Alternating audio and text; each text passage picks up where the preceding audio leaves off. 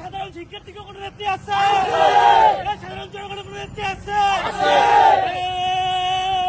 সেই নেত্রী সবাই বলো সবার সেরা